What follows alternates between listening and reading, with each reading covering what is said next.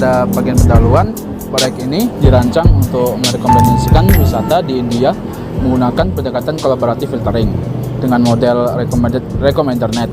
Langkah paling awal yang dilakukan adalah mengimpor berbagai library yang dibutuhkan untuk mengolah data, visualisasi, dan pemodelan seperti Pandas, NumPy, Seaborn, dan lain-lain. Untuk daftar library lengkapnya bisa Anda lihat di kode berikut ini. Dan selanjutnya adalah proses mengumpul data.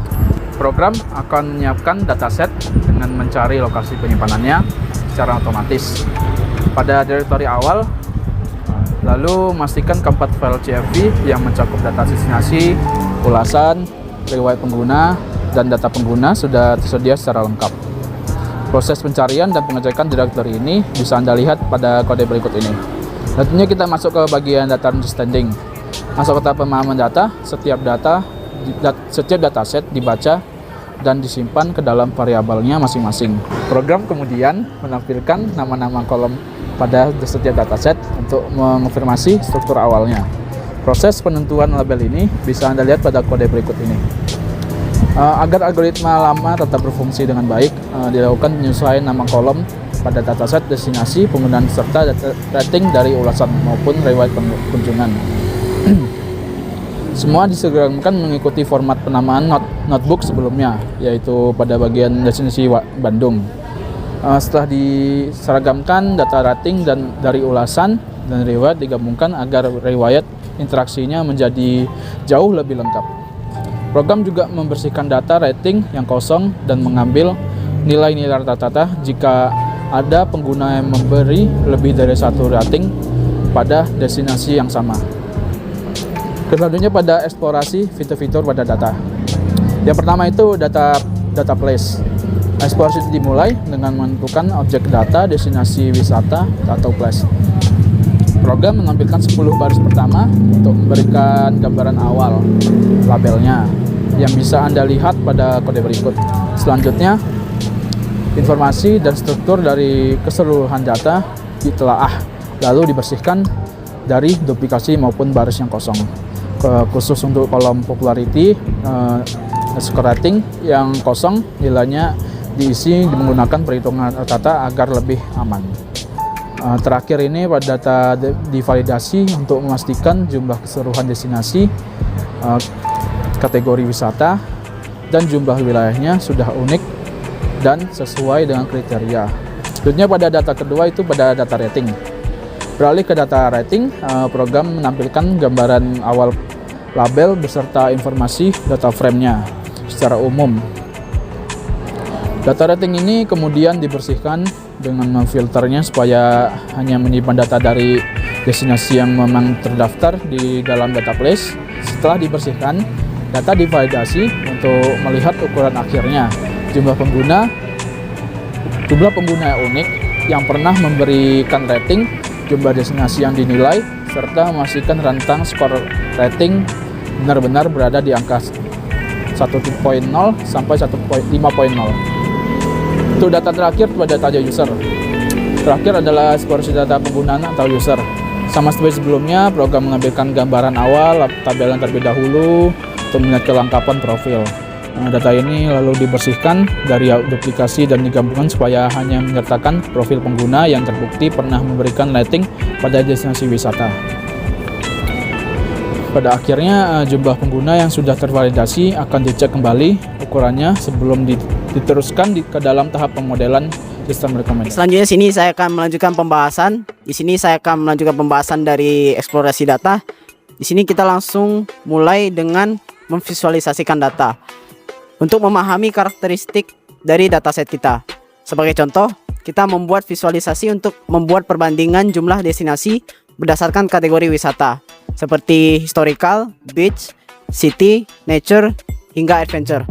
Selain itu, kita juga mengidentifikasi 15 negara bagian di India yang memiliki jumlah destinasi wisata terbanyak agar kita mendapatkan gambaran sebaran destinasi yang lebih mendalam.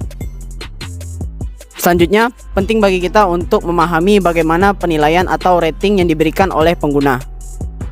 Kita menggunakan box plot untuk melihat distribusi popularity rating destinasi wisata. serta count plot untuk memetakan distribusi rating yang diberikan oleh pengunjung. Tidak berhenti di situ, kita juga menganalisis preferensi wisata pengguna berdasarkan data yang tersedia, yang membantu kita memahami kategori wisata apa yang paling diminati secara umum oleh para pengguna dalam sistem kita. Setelah melakukan eksplorasi, kita masuk ke tahap encoding. Karena mesin membutuhkan format angka untuk melakukan komputasi, kita menggunakan fungsi khusus untuk mengubah ID pengguna serta ID destinasi menjadi format numerik yang lebih efisien.